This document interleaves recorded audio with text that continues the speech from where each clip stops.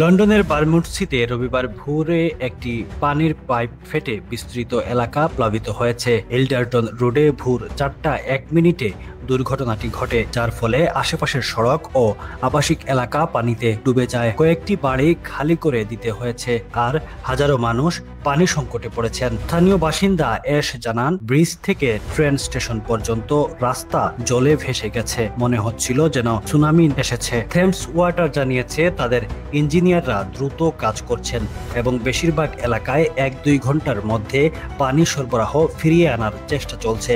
তবে প্রাথমিকভাবে পানির চাপ কম থাকতে পারে। পানির অভাবে থাকা পোস্টকোড এলাকাগুলোর মধ্যে রয়েছে SE 1, 4, 5, 8, 11, 14, 15, 16, 17, SW 4, SW 8 ও SW 9। ক্ষতিগ্রস্তদের জন্য একটি রেস্ট সেন্টার চালু করা হয়েছে এবং রাস্তায় ট্রাফিক নিয়ন্ত্রণ ব্যবস্থা সক্রিয় রয়েছে। তবে সামাজিক যোগাযোগ মাধ্যমে থেমস ওয়াটার এর ভূমিকা নিয়ে সমালোচনা দেখা দিয়েছে। একজন বাসিন্দা লিখেছেন, ঘরবাড়ি খালি করতে হচ্ছে, অথচ জানি না কখন সমস্যার সমাধান হবে। থেমস ওয়াটার জানিয়েছে পরিস্থিতি নিয়ন্ত্রণে আনতে তারা সর্বোচ্চ চেষ্টা করছে।